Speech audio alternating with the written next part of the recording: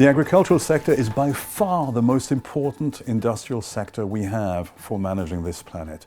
And right now, it is a failing industry. We are the first generation facing the global threats of biodiversity loss and climate change. We're also the first generation that has the potential to stop them, because we know the scale of the challenge and we know what we can do as individuals to help. Imagine a food system where we farmed in harmony with nature, and the food resulting from that system was far more nutrient dense, but we didn't waste any.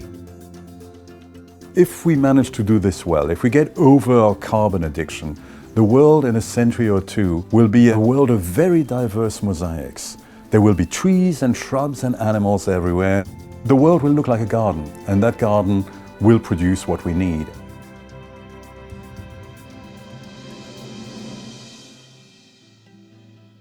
Big agriculture is the largest environmental footprint. Of course, we have a huge and ever-growing human population, and agriculture is necessary to feed that growing population.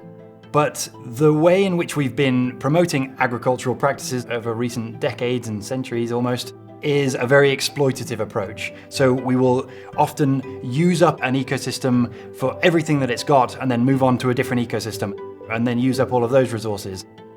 We've switched increasingly from biologically based systems, which were based on mixed farming and a crop rotation and the building of soil fertility, to monocultures, which depend entirely on artificial fertilizers and pesticides for their continued production. What we need to do now is to switch to farming and food production systems which start to regenerate that degraded land and rebuild the lost soil fertility so that we can go into a more secure and resilient food and farming future.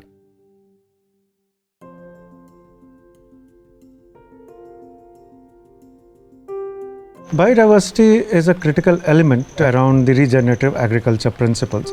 What regenerative agriculture is all about is how do you integrate the local flora, fauna within the farming systems, make it more natural. We simply could not continue surviving without all of the plants, the microbes that recycle those nutrients, the birds, the animals that fertilize those plants and that protect our ecosystems. They clean the air, they provide medicines and food. More biodiversity will make your system more productive. You can integrate trees within your plantations, and that can actually increase your yield because those trees give shading. The benefits of trees are many. The first benefit is on the soil. The trees planted are very important in restoring the soil, in enhancing soil fertility, but also in protecting the soil against erosion. Communities and cooperatives is very important in this landscape restoration process, because restoring the landscape starts from one farm, from one household, and reaches the entire landscape. If you tell the farmer, you need to plant trees because then we will have wildlife and other things, he might not be that interested, because he will say, well, if I plant the trees, I lose land for my crop. But if you put it in a different way, like if you don't plant the trees, you won't mitigate the effect of flooding. That will make the farmer think, oh, if I do this, then basically I will save my crop in the future, and there will be a benefit for them. If you think of the soil as an inert mass, you're making a mistake. It is alive. It's filled with microorganisms and arthropods and insects and worms and all sorts of little things. Many of them are positive and are offering services to the plants. Land degradation is a global issue, and it always comes from the same primary cause, from tilling.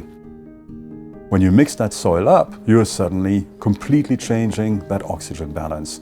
That means that 90% of those critters are going to die.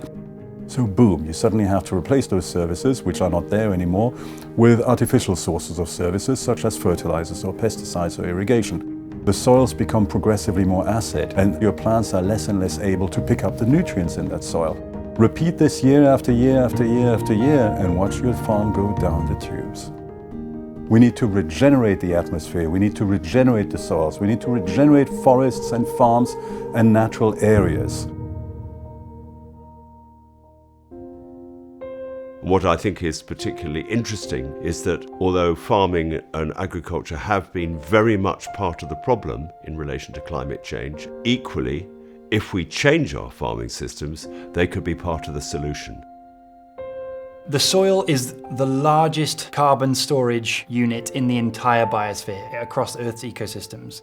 It stores about 1,500 gigatons of carbon. And when we have healthy ecosystems and healthy vegetation, that leads to healthy soils, which trap huge amounts of carbon. If you want to reduce the climate impact of agriculture, there's really only one thing you need to remember. Keep plants on that land, because these plants are going to be sucking carbon down and it's going to be locked away. Simply by becoming better farmers that grow better food and make more money, they will help us deal with our carbon debt.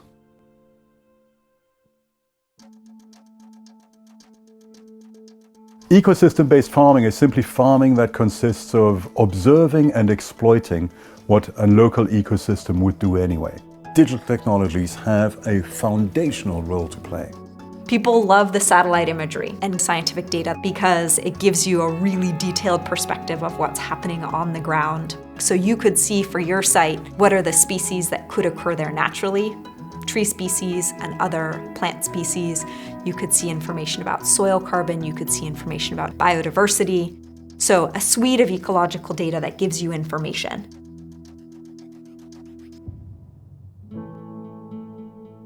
There's projects all over the world where people are conserving or managing ecosystems to promote biodiversity and human well-being. As the network of collective action grows, it's then that it benefits the entire globe. Farmers that adopt principles of agroecology, farmers that seek to harness natural processes, will tend to do better. We should always let nature inspire us, simply because nature has found solutions through trial and error over periods of many hundreds of millions of years. Everything alive you see today is a winner. It's got a lot to teach us. So let's learn from it. Let's be inspired by it.